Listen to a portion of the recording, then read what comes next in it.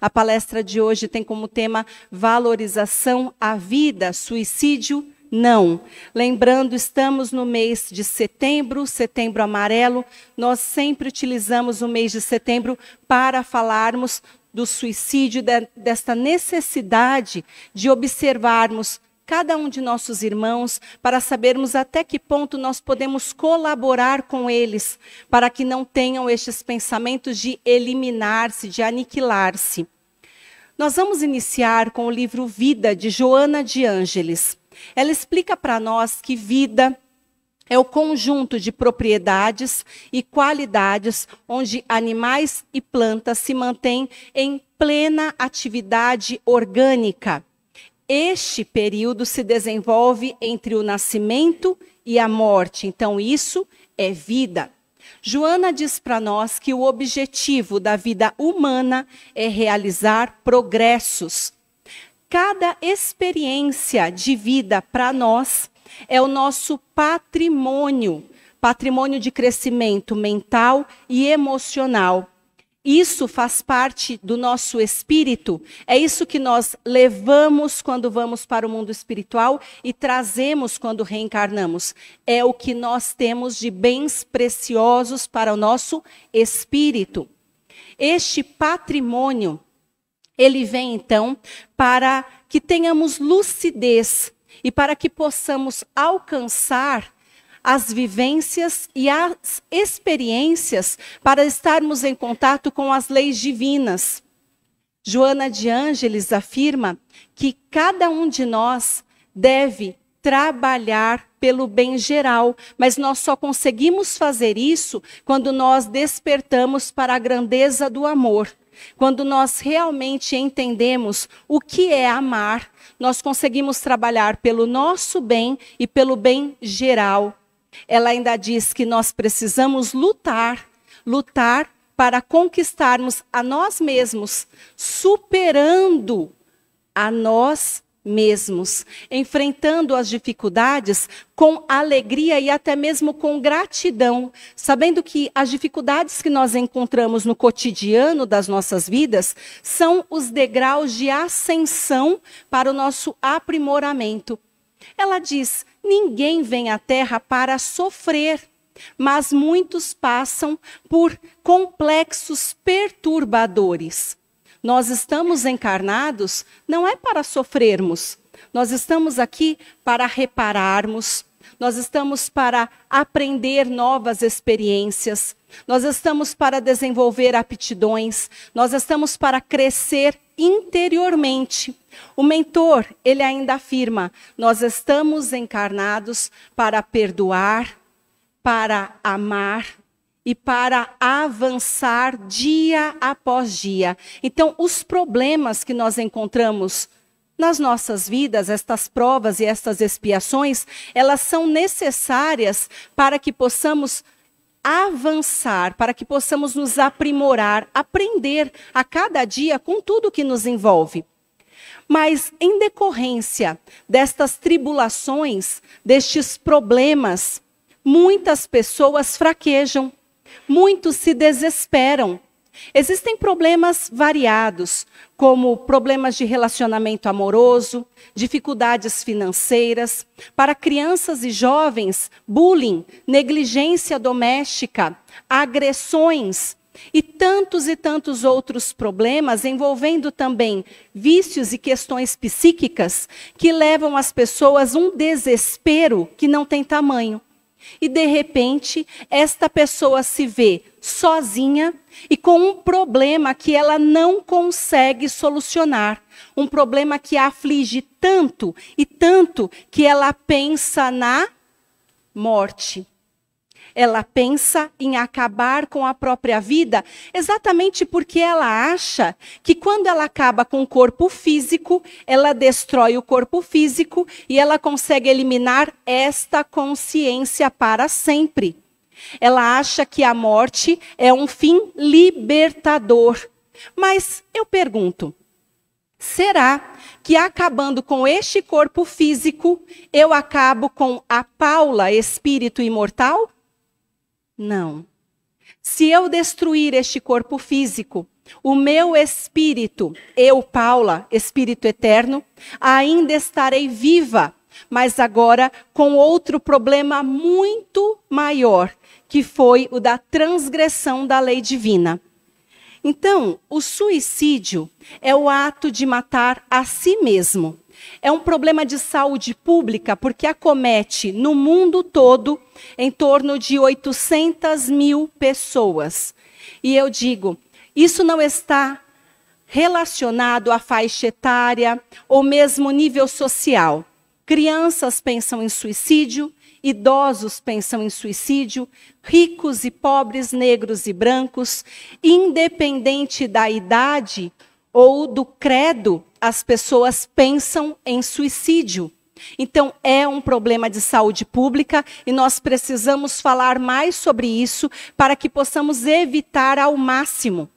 Nós podemos pensar em alguns sinais de alerta que são importantes, porque, de repente, no nosso convívio pessoal, nós temos alguém pensando em suicídio e talvez consigamos identificar e evitar este grave comprometimento. Alguns deles, então, irritação e agitação excessiva, tristeza e baixa autoestima, tentativas prévias de suicídio, então já tentou antes, mas não conseguiu. Violência psicológica, aqui entra agressões verbalizadas, humilhações e negligência também. Problemas de saúde mental como depressão e ansiedade, uso de álcool e drogas de forma geral. Histórico familiar de suicídio, o pai, a mãe, tio, primo que já tenha se suicidado. Sofrimento e inquietação sobre a sexualidade. Interesse por conteúdo de comportamento suicida ou de autolesão nas redes sociais. Estes fatores podem nos alertar quanto a alguém que está tendo pensamentos suicidas. Alguém aqui já ouviu falar sobre a carta do adeus? Nunca. Muito comum nas redes sociais entre os jovens. Então, eles acabam colocando um bilhetinho, como quem diz, já que eu não sirvo para nada nessa vida, já que ninguém presta atenção em mim, já que ninguém me ama, eu não tenho amigos e eu não tenho esperança, é melhor pôr um fim em tudo isso. Então, este é um bilhetinho de adeus que ele pode colocar nas redes sociais como um pedido de socorro. Alguns chegam a criticar ou mesmo fazer chacota destes bilhetes. Mas a pessoa que chega neste ponto está, sim, com pensamentos suicidas antigos e pode, sim, realizar este ato. Vamos trabalhar com o Livro dos Espíritos, questões 947 até 953. Kardec traz para nós a resposta do plano espiritual, dizendo que o suicídio é uma transgressão da lei, porque ninguém tem o direito de estar dispondo da própria vida. Deus deu a vida, só Ele pode tirar. Então, é um erro, um crime, uma transgressão gravíssima.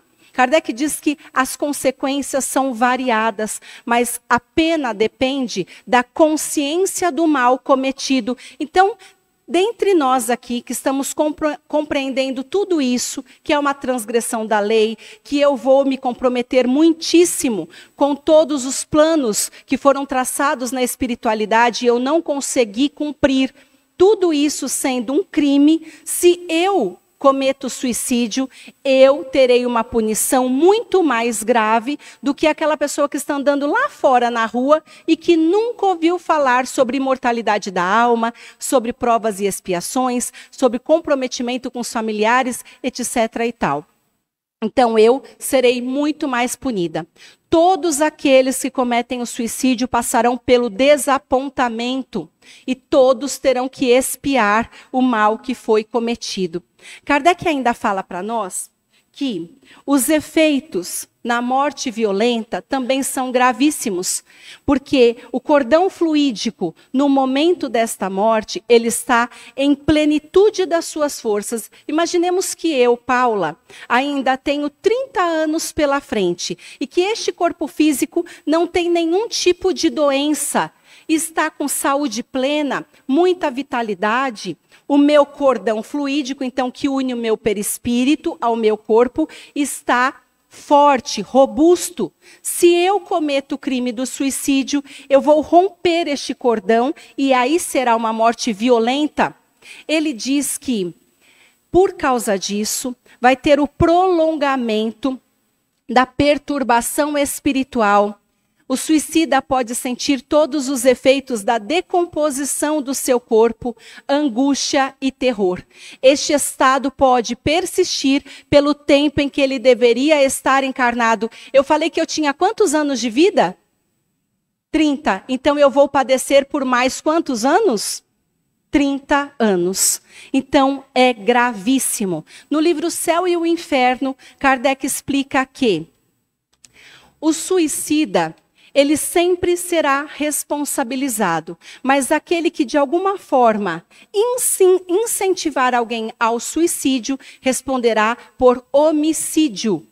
Cada pessoa é responsável por seus erros, mas aquele que incentivar o erro também será responsabilizado. Vamos dizer que através das durezas das palavras, eu posso incentivar alguém a se desesperar e a se destruir. Sabe aquela pessoa que vem falar comigo? E de repente, ela perdeu um ente querido, ela está ali no último das forças, pedindo a Deus para resistir mais um dia. E quando vem falar comigo, eu sou grossa, eu sou violenta com as palavras. Eu não meço esforços para humilhar aquela pessoa. Depois da conversa que tem comigo, sai correndo e comete o suicídio. Quem será mais punido por essa ação? Eu. Eu que fui dura com minhas palavras. Então Erasmo pede que pensemos, todas as vezes que estivermos diante de alguém, que possamos usar de palavras mais delicadas, palavras mais doces, que possamos ser muito educados, porque nós não sabemos qual é o dia que aquela pessoa está vivendo. Se está passando por problemas muito delicados, se está fragilizada, nós não sabemos até que ponto o que nós vamos dizer pode levar esta pessoa à ruína moral. Então nós precisamos ser mais delicados com todos aqueles que cruzam o nosso caminho. No livro Quem Tem Medo da Morte, de Richard Simonetti, ele nos faz lembrar que todas as lesões no nosso corpo físico vão gerar lesões no nosso corpo fluídico. Se eu sou uma pessoa que estou fumando há 50 anos, eu vou lesar progressivamente os meus pulmões do corpo físico. Isso é suicídio indireto. Quando eu desencarno, o meu corpo fluídico também tem lesões nos pulmões perispirituais.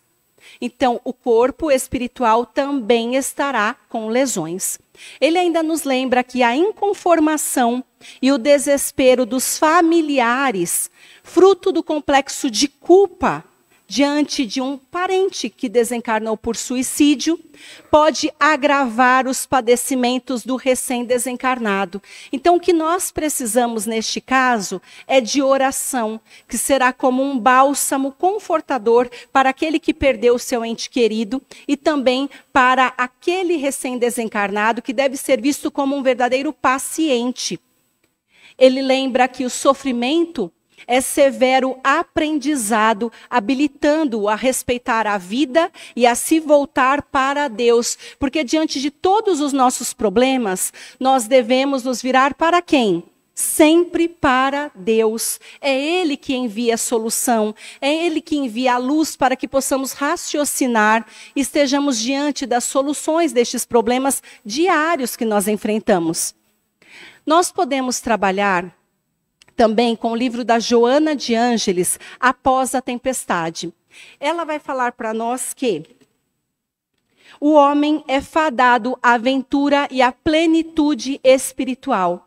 Ele não é autor da vida, por isso ele não tem permissão de aniquilar a sua vida, o seu corpo físico. Ninguém se destrói com a morte, isso é um engano.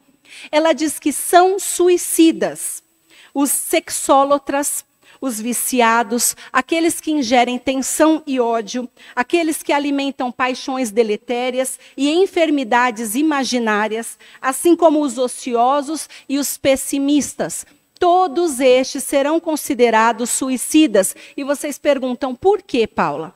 Porque tudo que nós fizermos para comprometer o nosso corpo físico, seja os nossos pulmões, rim, fígado, estômago, órgãos genitais, ou mesmo a nossa mente, o que entra pelos olhos, o que sai da boca, tudo que eu comprometer com o mal, se eu reduzir o meu tempo de encarnada e desencarnar, eu serei considerada uma suicida. O tempo que eu antecipar em decorrência dos meus maus atos, das minhas más ações, porque eu não cuidei adequadamente deste corpinho, então eu serei considerada uma suicida. Para fechar, tem uma frase linda que ela diz: ama a vida e vive com amor. Recupere hoje o desperdício de ontem sem pensar no suicídio.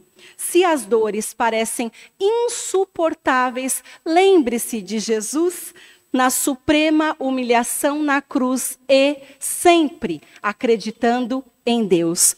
Vamos trabalhar, já no finalzinho da palestra, com o livro Religião dos Espíritos, porque é Emmanuel que nos faz entender o que acontece após um suicídio. Nós falamos até agora sobre o que acontece aqui no plano físico. Mas o que será que acontece no plano espiritual? Nós temos alguns livros importantes, alguns livros como Memórias de um Suicida, muito conhecido. Estes livros que nos falam sobre o Vale dos Suicidas, que nos deixa bem claro que todas as pessoas que estão então cometendo este crime, deixam seu corpo físico e o espírito atormentado de dor vai direto para o mundo das sombras? Sim, Emmanuel constata que é verídico. Mas, será que em todos os locais onde existem sombras, só existem as sombras? Não existe a luz? Sim, a luz está em toda parte. Mas estes atormentados, eles não conseguem enxergar a luz. Eles precisam receber fluidos balsâmicos e salutares. Estes fluidos são encaminhados por nós, aqui encarnados, quando nós vibramos numa oração cheia de amor, mesmo de gratidão. Estes fluidos chegam até eles. Fluidos que também são emanados pelos trabalhadores do plano espiritual. Os trabalhadores celestes estão nestes locais e estão enviando estes fluidos de refazimento, quando em determinado momento eles conseguem dissipar as sombras e se tornam um pouco mais luminosos para receber a assistência. Eles vão passar algum tempo em locais apropriados como verdadeiros hospitais semelhantes ao que temos aqui na Terra. E nestes hospitais, eles vão perceber toda a destruição que foi feita no seu perispírito em decorrência do suicídio. Depois disso, surge a necessidade de regressar. Eles precisam reencarnar até para que possam restabelecer o seu corpo perispiritual. E Emmanuel afirma, é possível no berço identificarmos qual foi a expiação cometida. Então, os bebês podem mostrar para nós, segundo o suicídio que foi feito, se foi direto ou se foi indireto, surgem as diversas calamidades congênitas, podendo ser câncer, surdez, mudez, loucura. São verdadeiras enfermidades para que este espírito possa se tratar. É então uma reabilitação para aquele espírito, o corpo doente, que vai tratar estas chagas que ele mesmo desenvolveu uma existência antes. Então é desta maneira que eles conseguem regressar e se beneficiam da reencarnação. Nós sabemos, os médiuns, através dos trabalhos que são feitos de assistência para aqueles que se suicidaram, da necessidade enorme do acolhimento num local apropriado, para que eles possam realmente se tranquilizarem, para que eles possam realmente estarem com a cabeça um pouco mais em ordem, os pensamentos um pouco mais afinizados, para que esta assistência seja concluída. Então, todas as vezes que nós pensarmos em alguém que cometeu suicídio, seja de forma direta ou indireta, que possamos vibrar no bem, enviando emanações de amor, de ternura, de paz e mesmo de perdão, sem mazelas, nos lembrando que todos serão assistidos, todos serão acolhidos. Deus, que é Pai de amor e bondade, não deixa nenhuma das ovelhas perdidas. Todos serão abraçados pela espiritualidade amiga, todos serão socorridos. Então nós não podemos afirmar aqui que aqueles espíritos que estão vivenciando tormentos estarão para sempre nessa condição. De forma nenhuma, mas este sofrimento é apropriado para que possam realmente amar o seu corpo físico, valorizando a sua existência. Uma frase importante que nos deixa Emmanuel: guarda a existência como dom, porque teu corpo é instrumento divino para que nele aprenda a nascer para a luz e a viver para o amor. No livro Caminho, Verdade e Vida, Emmanuel diz: o paraíso estaria na terra se ninguém tivesse razões para chorar. Mas nós estamos aqui encarnados, estamos vivendo provas e expiações, muitas das quais nós mesmos solicitamos. Então, quando acontecer de nos sentirmos desesperados, aflitos, quando ocasionalmente parecer que ninguém está nos auxiliando, que estamos solitários no meio de uma tribulação sem fim, que possamos nos lembrar dos amigos espirituais que foram colocados ao nosso lado desde antes do nosso nascimento. Ninguém está sozinho, em parte alguma, na terra ou no céu. Deus colocou ao nosso lado este mentor amigo que está sempre nos enviando fluidos, nos enviando os melhores pensamentos e torcendo para que cada um de nós siga no caminho reto do bem, da fé e da paz.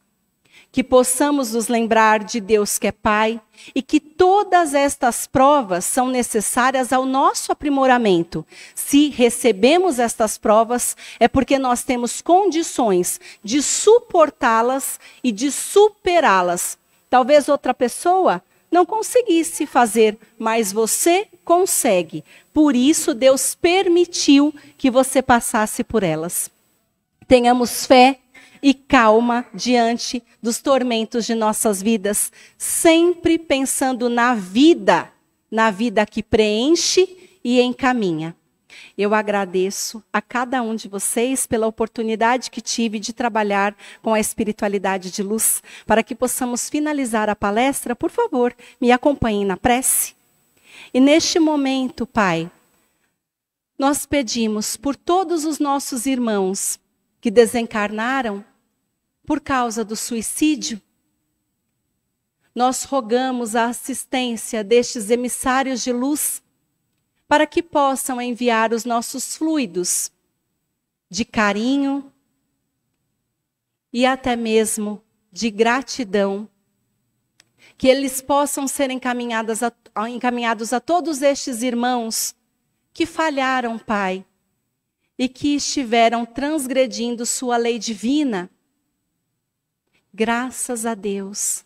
Senhor, eu também peço, se dentre nós alguém aqui estiver passando por problemas tão graves, Pai, que estiver com pensamentos suicidas, ó Senhor, que os teus emissários possam doar vibrações balsâmicas e salutares, que ele possa sentir o acolhimento do mentor espiritual, que ele possa sentir-se preenchido na sua fé e na sua força moral, para que possa resistir a estas tribulações e encontrar as soluções para seus problemas. Graças a Deus. Nós somos gratos, Senhor, por tudo que temos recebido de Ti e agradecemos aos amigos espirituais pela vida que temos. Eu, especialmente, agradeço a Erasmo por mais este trabalho de propagação da fé. Graças a Deus, graças a Jesus, paz e luz a todos os meus irmãos. Gratidão por este momento. Gratidão, irmãos.